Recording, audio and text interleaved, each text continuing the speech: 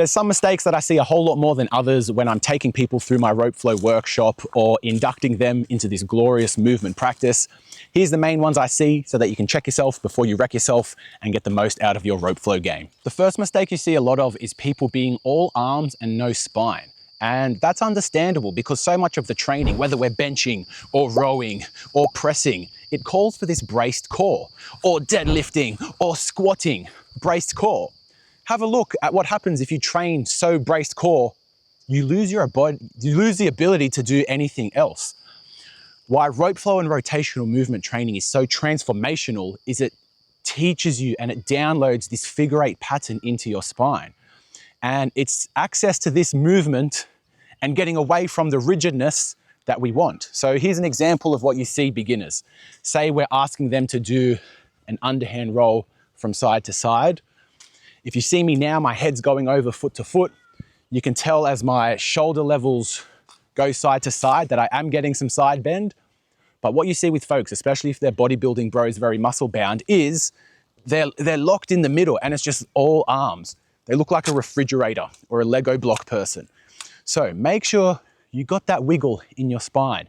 Make sure you allow yourself to float along that infinity shape which exists all throughout rope flow and all throughout movement, and don't be a braced spine stiffy. The second big mistake I see with people is not being intentional with where they are looking.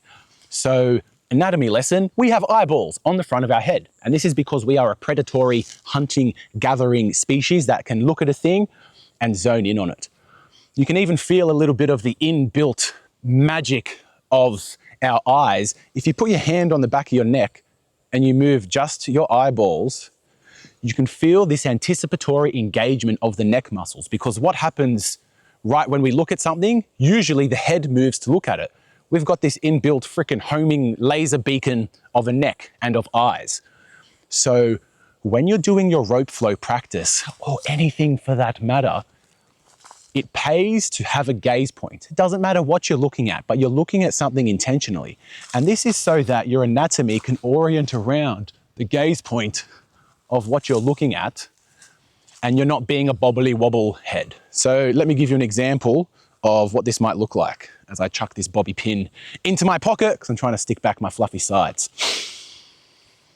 Don't be this person that's like doing a dragon roll and they're like looking all over the place. Like, you can make the mistakes, but eventually you want to be able to look at something. Maybe you're looking over here. Maybe you're looking over there. And if you're more advanced and you're moving your orientation from overhand to underhand, you're always looking at something. You don't have this sort of like bitch tech neck swivel thing. Lock in, focus, let your anatomy orient around your gaze point. That is tip 2, and that is the thing that I see a lot of people not doing when it comes to rope flow, at least at first. The third mistake I see a lot of people having is they've only got one speed setting. There's either the person that like needs to get everything right and be cool and they're like really fast all the time. That's the most common. Or then there's the person who's like scared of the rope and like doesn't have any speed. Your speed exists on a continuum. And in fact, a great way to approach every skill. So say we just learned the one hand overhand roll, probably one of the first things you do. Play with speed. What does 10% speed feel like? What does 30% speed feel like? What does 50 feel like? 70? Do you want to go flirt with 100? Boom, nearly threw my rope at the camera. But you get the point. Don't have just one speed setting. Flirt with different speeds. Another mistake I see a lot with people, often it's like they've got the rope bug and they're excited to pick things up, but then they might try and pick a move that's too far away, and then it can lead to more frustration rather than if they kind of learnt the moves that get them there. So an example, like if you don't have a dragon roll yet, you shouldn't be spending time trying to learn the sneaks, as the sneaks are like a older, cooler cousin of the dragon roll, okay? Maybe you see someone do like, a dragon frolic, boom. But you don't even have your cardinal directions down. That is to say that overhand is here, east, south, west, if you don't even have that understanding, you're gonna have a mighty annoying time trying to learn moves. So baby steps, eat the elephant one spoon at a time, progress in a way that makes sense. Don't bite off too much too soon.